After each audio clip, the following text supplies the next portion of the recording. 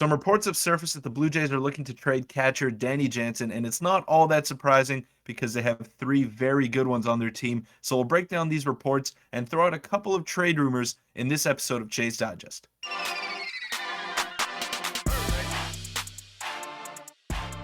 What's up, Jays fans? I'm your host, Peter Vryonis, alongside co-host Nick Gosse. Got a lot to get into on the Danny Jansen front today. But first, we want to thank you all for helping us hit 3K subscribers.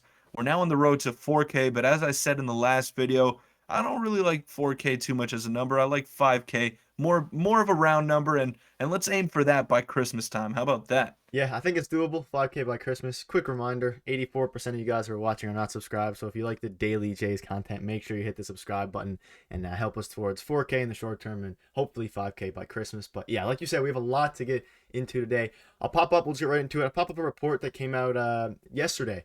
Blue Jays have held multiple trade discussions involving Danny Jansen and appear willing to make him the odd man out. Team loves Gabriel Moreno's athleticism and upside, would only move him in a blockbuster, but very unlikely at this point. Jansen, however, very likely. So this guy, he broke, I believe it was John Schneider contract signing early. It was something like that. He broke a rumor report early in the past, so he has some credibility. I'll just get your initial thoughts on that, Peter. The fact that Jansen seems to be the one, which makes a bit of sense, and also what he said about Gabby Moreno, which, also makes a whole lot of sense. Yeah, I'm not surprised that the Blue Jays are looking to hang on to Gabby Moreno. He showed some flashes in his time last season with the Blue Jays, and that last weekend against Baltimore in the regular season Yeah. kind of capped it off with his first major league home run. And he's kind of a unicorn back there, very similar to like a Rio Muto type catcher where he's very athletic and could pretty much play all over the diamond. But yeah, so he's got a cannon of an arm as well. So I'm not surprised that they want to hold on to him. But I find it interesting that at the beginning of the offseason, it was all about trading Kirk. Now they're kind of shifting over to Jansen. And I get it. I mean, Jansen does have a lot of value. He had a pretty good year last season in the time that he did have. So he could get you quite a good return. Maybe not as good as Kirk or Gabby Moreno, obviously, but still some quality pieces have been rumored to be involved in a Danny Jansen type trade. Yeah, like you said, everything about Gabby is true. I'm kind of opening up. I was kind of always on this idea. I kind of want to keep Gabby just because I hate the thought of trading a young prospect like him who's already kind of proven a little bit at the major league level. He's proven he can keep up with the pitching at the very least. Seeing him like to another team and him being elite is a bit of a nightmare unless you're getting someone like an absolute stud back. But yeah, the fact that Danny Jansen is the one is starting to make a bit more sense as well. Obviously, Alejandro Kirk trade rumors have settled down quite a bit as of late. So yeah, I'll pop up this. Let's get into the trade machine. We haven't whipped it out in a while. Let's get into it here. So there's a few trades, mainly by The Athletic, which they posted an article actually today discussing a few trades with all the catchers, but we'll focus on Danny Jansen today because he seems to be the most likely to go. Here's the first trades. This is San Diego sends Trent Grisham to the Blue Jays for Danny Jansen. And he goes on to explain that Trent Grisham failed to record a hit in the NLCS and slashed 184 last year. But obviously, he's a gold glove outfielder. He's only 26, remains elite. But one major possible concern is that amid his worst offensive season, he led the league in taking calls, strike threes. With left-handed, has on-base skills, is in a great position, obviously center field, and upcoming ban could help, which is a major theme for a lot of players here. But what are your thoughts on Trent Grisham? And we will also pop up the trade machine evaluator, which actually has the two ranked pretty close. I like it. Initially, I like it. We were kind of worried about Danny Jansen being the catcher to be traded because we weren't exactly sure what his value was. But I think this is a pretty good barometer of it. A guy like Trent Grisham, a very good fielder who's had some good moments at the plate. Now, you look at him, he didn't record a hit in the NLCS, like you said, like you read off that graphic, but he was exceptional in the wild card series against the Mets. Nobody had the Padres beating them. And then I think he went 4 for 8 with 2 home runs in that series. So that's where he really shined. Then the series after that, he went like 4 for 13, which is still 308 batting average, I believe. And yes, he struggled in the NLCS, but he plays a great center field, and that's what the Blue Jays need. I think the ultimate goal of this offseason is to move George Springer to right field and keep him healthy because we see what he can do for this team when he is healthy. So if you can get a gold glover in center field, take some pressure off Springer, then I think that's that's what you got to go for. And I like Grisham as a player personally, so I think this is a good trade. It's fair for both teams. It fits the bill for both teams. And before we move on, I know I might be rambling on a little bit here, but this is probably a move that the Padres want to make because they have Fernando Tatis, who's going to be coming back after maybe 30 or 40 games in the regular season, and I think they're going to put him in center field because their shortstop Hassan Kim is unbelievable at shortstop defensively, so I don't think they want to mess with that. Yeah, that's a very good point. And it seems like such. I haven't seen this trade proposed.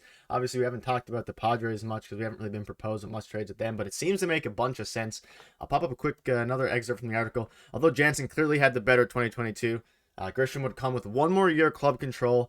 Projection will make 2.6 million in 2023. It's an attractive price for someone to watch. He had a 2.1 F4 in spite of his struggles at the plate, and given his age, it's reasonable to think he might recapture some of his two-way prowess.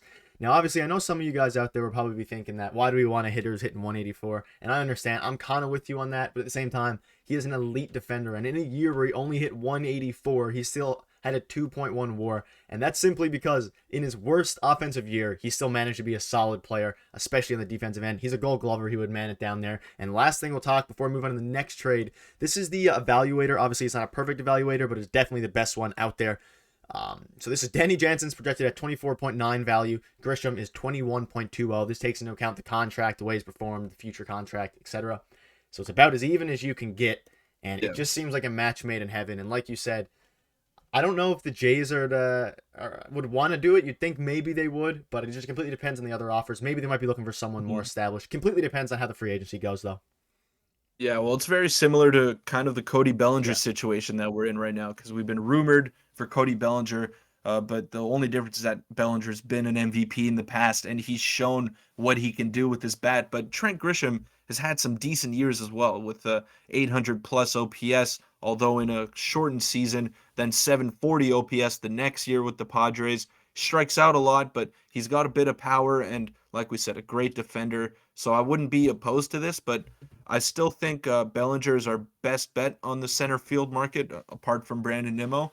But it's very similar players that we'd be getting, and we wouldn't have to give up anything for Bellinger either. Yeah, I think I would lean. Obviously, I've been vocal. I want Nimmo first, and then I'd probably rather Bellinger over Grisham. But obviously, if you trade for Grisham, you get 2 more years of control after this. Plus, he's he has a lot of potential in center field, exactly. But we'll and Bellinger would want a 1-year deal, and we'd have Grisham for a while. But let's get into the next trade. This one is interesting as well.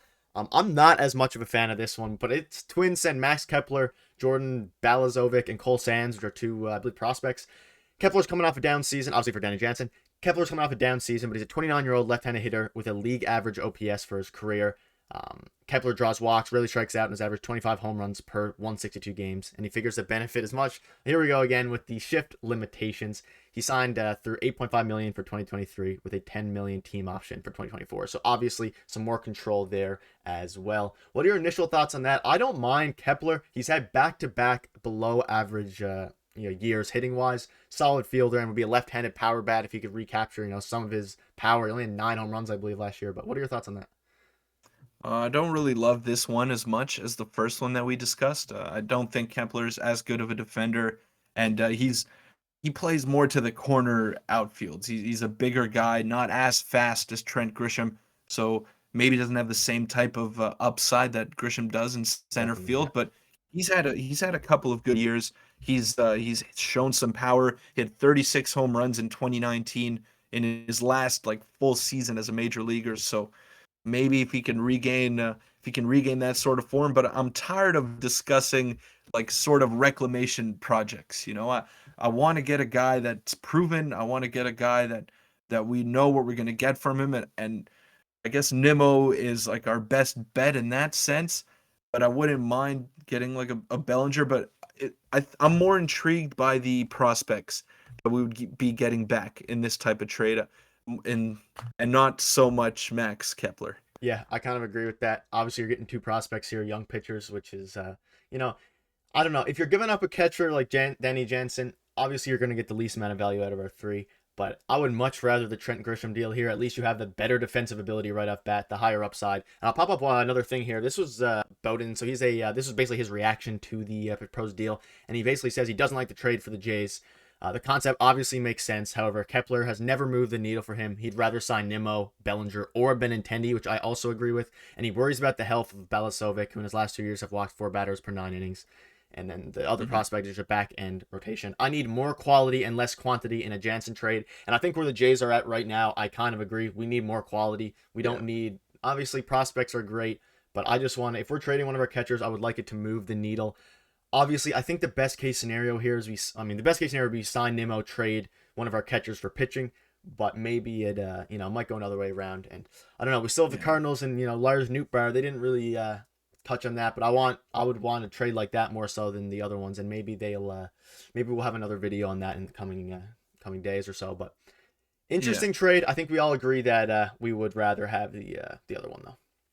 Yeah, I agree on that front. But we got to remember that we just created a big hole by trading Teoscar Hernandez, and you don't necessarily have to replace that production, but I mean, you're losing 25 plus home runs and 90 plus RBIs in your lineup. It doesn't matter if it's right-handed or left-handed. You still got to find a way to kind of plug that hole that you just created. You addressed another hole by creating that hole, but I mean, there are some options on the market like Nimmo, like we've said.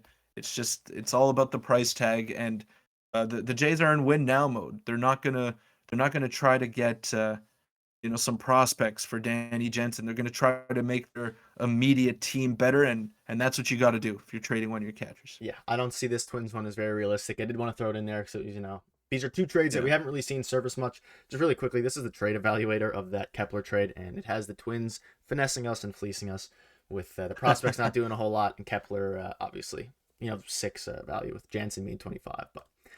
I don't know. It's very interesting. It'll be very interesting to see what happens in the coming weeks. I think this gets resolved in the next, I would say, 3 to 4 weeks at the very longest. Whether our center fielder, I think we either get Bellinger or we get Nimmo. Let's pray for Nimmo. Obviously, depending on the term, and it's going to be super, super interesting. But I think that'll wrap it up. Do you have any final thoughts?